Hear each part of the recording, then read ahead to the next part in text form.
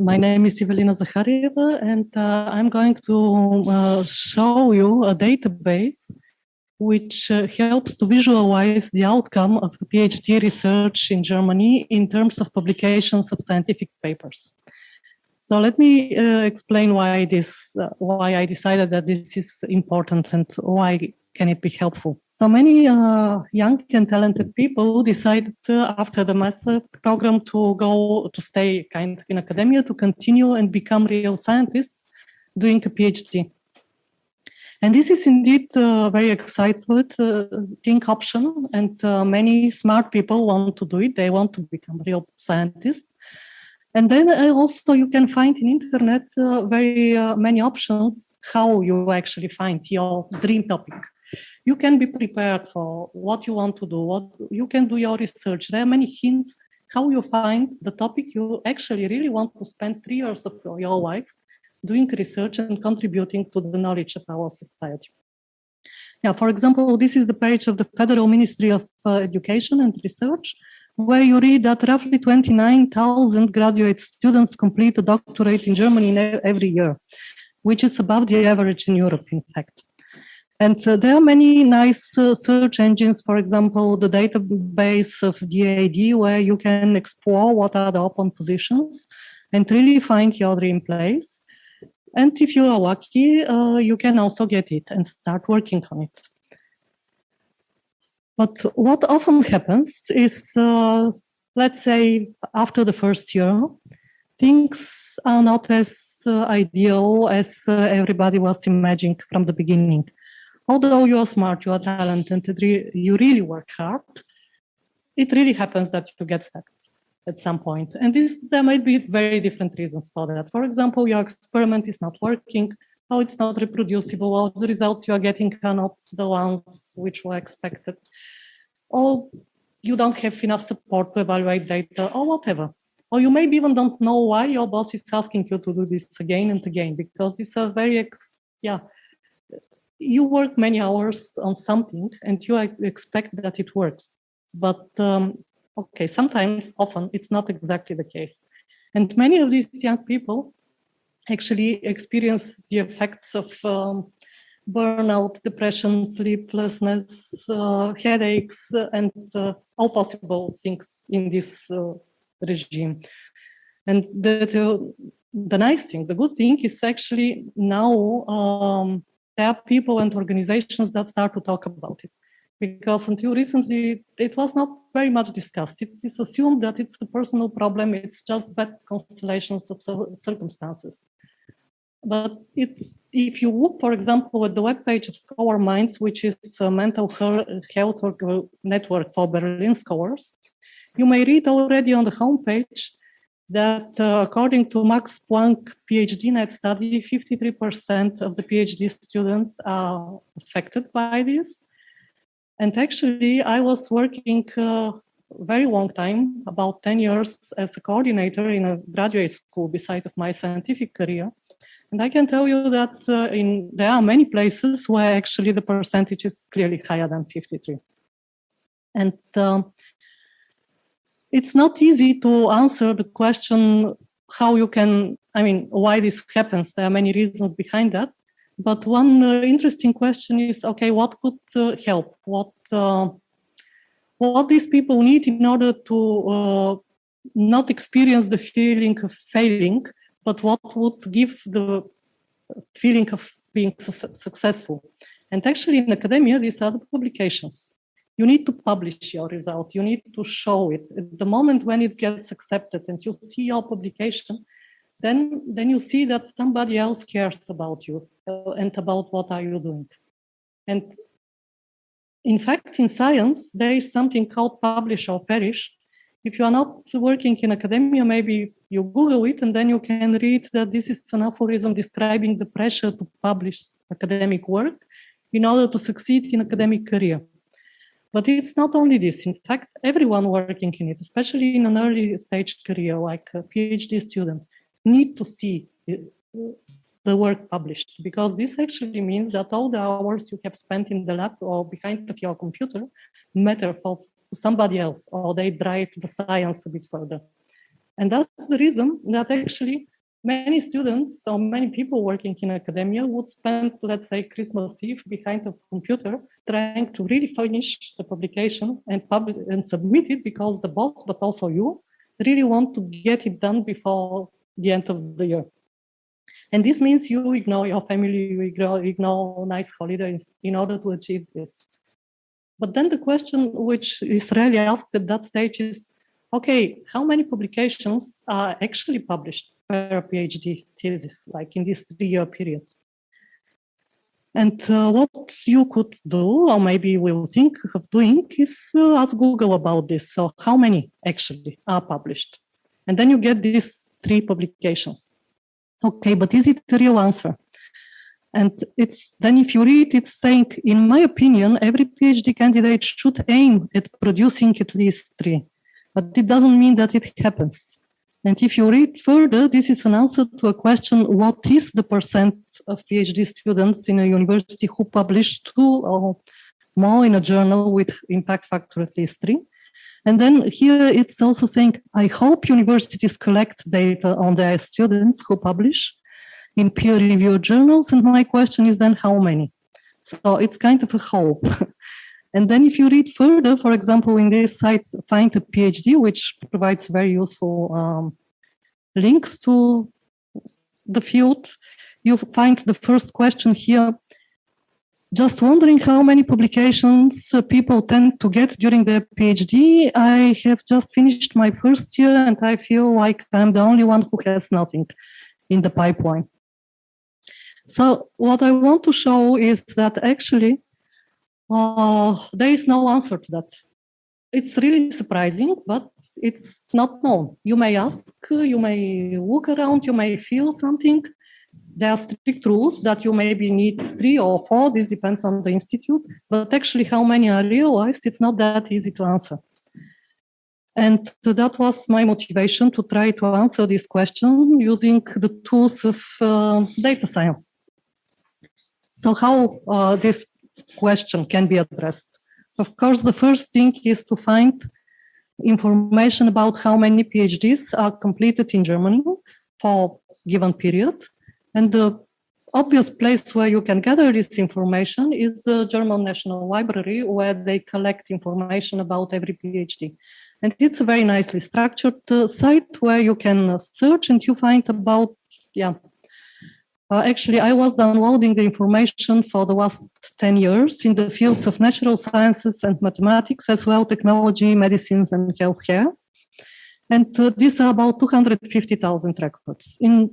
The data is very nicely structured. You have title and so on. There are actually fields, which these Sachgruppen. And these are very nice because they are predefined. The problem here is only the university, which everybody could write the way he or she wants. And this requires a lot of data cleaning. And it is time consuming to download it. In fact, it took about a week web scraping at this page, but otherwise this was the easier part of the project. Then surprisingly to me, in fact, was that it's more difficult to find out how many papers are published by these people.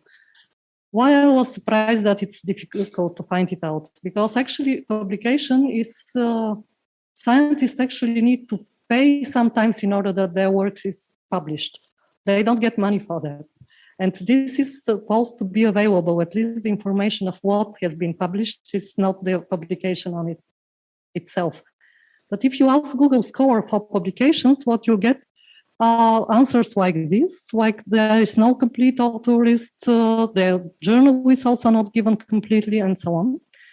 And in fact, okay, that's Google Scholar. There are other APIs like Scopus and so on, but they're not free of charge. You actually need to pay in order to get information. And in addition, it's time consuming. It's not fast, as I mentioned, for the German library. And it's not straightforward. You still need to write this code besides of paying. So, okay, it took me a very long time. Actually, more than half of the work on this project was collecting this data. I managed for 2 years only. And that's what is implemented now.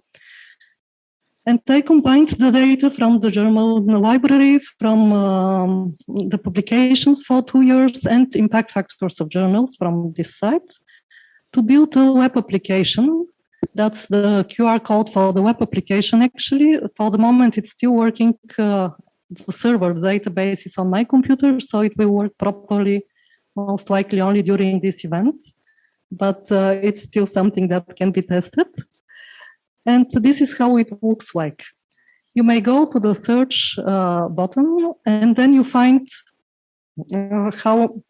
how many, actually, where are the places where one can do a PhD, and some statistics. How I decided to organize it, I plot the institutes, and then the total number of PhDs accomplished here. And you see the same list on the right-hand side. You can click at the universities. Then on the next plots, the order of universities is the same. It's always universities on the x-axis, but here is shown the total numbers of publications. So I get about 43,000 people with about 150,000 publications. So in a way it fits. You may divide the two numbers. It's about 3.6 publications per PhD student, which is in line with the requirements. But then, not all of them are before the PhD. And also, it's a question in how many are you a first author, and how many of these are published before the PhD is completed, and so on. In science, actually, it's important if the journal has an impact factor, because many of these publications are published in archive and so on. So the question is how many publications you actually get in journals that count in terms of being impactful. The measure in science for this is the impact factor of the journal. So you aim at publishing it in journals with, let's say, impact factor above 3. So if you scroll down to the last plots that presents this information, you end up with a total number of about 0.4 per student, meaning even not every second get a publication in such a journal before the completion of the PhD. And this is in average. I mean, you can filter here. For example, if we look at chemistry, where people tend to publish easier in nicer journals, I mean, more cited journals, then this number goes to 0.9. Almost everyone gets a work published. But what these numbers tell you, why this may change anything? The point is, okay, that's what you may think, may hope you will achieve. So don't aim at too much.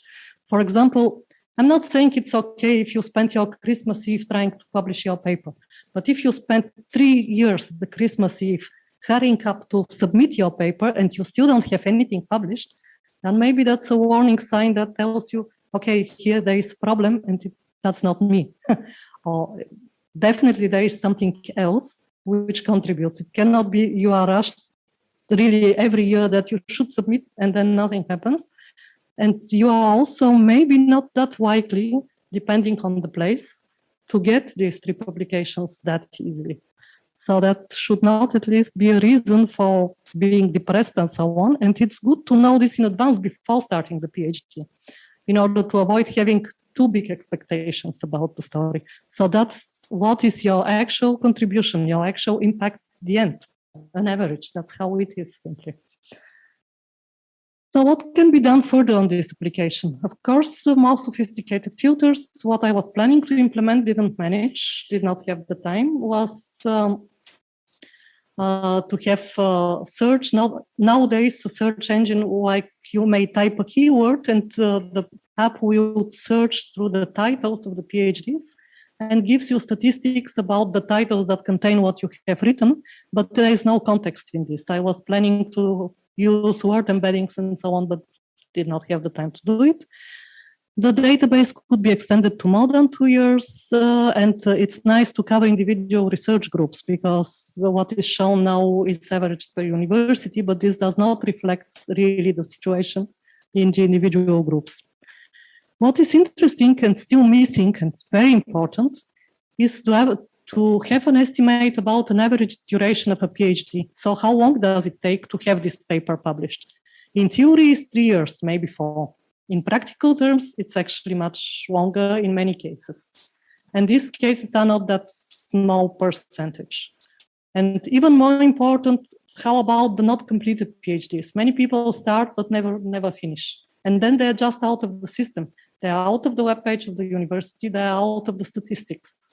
You simply don't know anything about them. And they leave the academia being completely desperate, spending 3 or 4 or more years on their life, having no PhD, having nothing to prove what they have been actually doing during this time. And they're not even part of the statistics. And this information every university has, but it's not publicly available. That's a problem that cannot be solved only with the tools of the data science. So I want to thank Jose, who was my mentor in this project and who is actually organizing this school. And so maybe that's the moment to mention that for people still being in academia after the PhD, this place is really a great opportunity to get out of the university, because what we got here during these 3 months is exactly this introduction about what is happening in the field right now, what are the recent developments in algorithms and best practice in data science that would actually really help transitioning from academia for people who have been doing this somehow, anyhow, in order to get it to know how it's actually working in industry and what is the state today. So I'm very happy to have the opportunity to be part of this school. Thank you, Jose, and everyone else.